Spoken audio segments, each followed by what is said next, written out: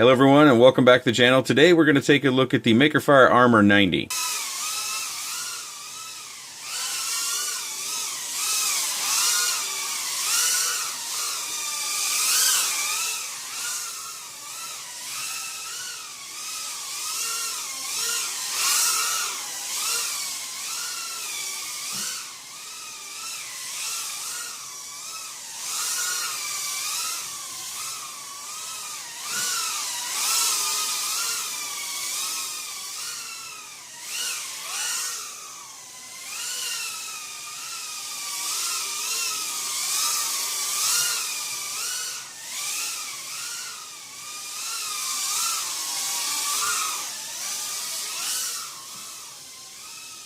Featuring MakerFire branded 1104 7500 kV motors, 1935 props, F3 flight controller with an OSD, 10 amp 4-in-1 ESC, 600 TV line camera with a 25 milliwatt 48 channel VTX, XT30 for your battery connection. It appears to be 92 millimeters, 2 millimeter bottom plate, rubber battery cage. It weighs 61.2 grams. It also comes with a 350 milliamp battery, 2S. 60C rated. Stock battery weighs 25.2 grams. USB battery charger, a flat USB cable, a set of red and purple props, extra set of prop screws, extra set of prop guards, stickers, and an instruction manual.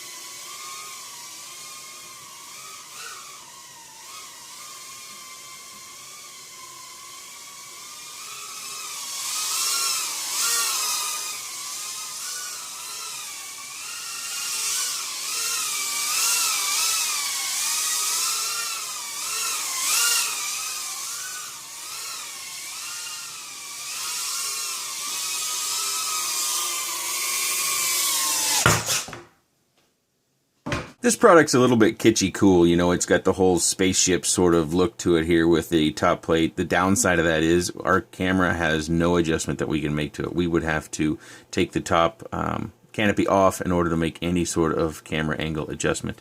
You do reach your camera buttons right through these holes, and that works just fine. I use a little screwdriver or something right down through there to make those channels. The front one, I believe, is for PAL and NTS, and the rear one, you short press to change your channel, long press to change your band. One thing that we can't really see is the receiver, and it comes kind of hanging out of this compartment, and I don't actually expect for them to, I don't expect that they expect us to leave the receiver there. I think they put it there because we do have to pull it out because it does have a bind button, and this one is the DSM-X version. The prop guards, I think, are pretty well done. You know, they're flexible a little bit, and I did break a couple props. You can see here one I haven't replaced just yet. The prop guards themselves didn't break, and for me, I would rather have the prop guards hit the prop and then the prop snap than to break the prop guards, because we can generally buy a lot more props, whereas the prop guards are harder to come by. So I think they did that very well.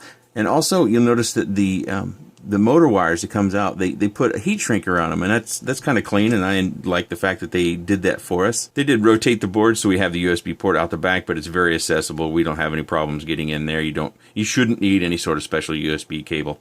And then we have the XT30, which we mentioned. We're seeing more and more batteries, especially in the 2 and 3S, that have XT30s. And I've said this before, I think XT30s are the way forward. I think JST had their time, but that time's kind of passed. The frame held up. I had a number of fail-safes and crashes.